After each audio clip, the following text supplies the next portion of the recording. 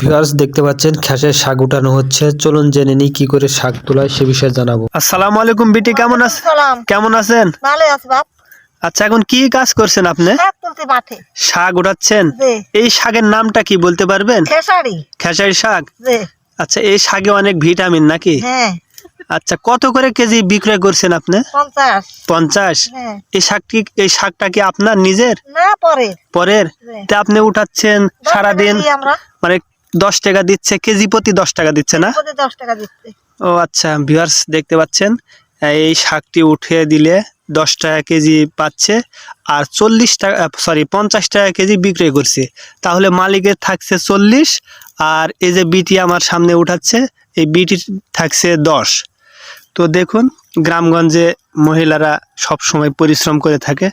আর ডুগাগুলো দেখুন কি সুন্দর হয়েছে। ভিউয়ার্স দেখুন, এই শাক যদি নিতে চান অবশ্যই আমাকে কমেন্টে জানিয়ে দিবেন। আর আমার ভিডিও ভালো লাগলে অবশ্যই লাইক করবেন, আর আমার চ্যানেলটি সাবস্ক্রাইব করবেন। ভিউয়ার্স দেখুন, এই শাকটি একদম কোনো রাসায়নিক সার ব্যবহার করা হয়নি, শুধু পানি সেচ দেওয়া হয়েছে। এই দেখতে পাশে একটি ভাবি আছে, কিন্তু মুখ দেখাতে পাচ্ছে না, যেহেতু মানে কথা বলতে চাচ্ছে না ক্যামেরার সামনে। দেখুন কি জুড়ে তুলছে। আমি এখন অবস্থান করছি রাজশাহী জেলার দুর্গাপুর থানা ব্রহ্মপুর গ্রামে। এখানে প্রচুর পরিমাণে খেসারি শাক চাষ করা হয়ে থাকে। এই খেসারি শাক করার পরে আপনার জ্যৈষ্ঠ ধান লাগানো হবে। তারপরে দেখতে পাচ্ছেন আমার সামনে সরিষা আছে। আমাদের এই বিলে মোটামুটি ভালো ফসল হয়, সরিষা হয়, ধান হয়। তারপরে আমাদের এলাকাতে পানও আছে। ভিউয়ার্স,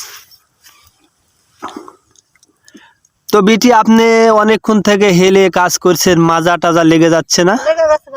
লেগে যাচ্ছে?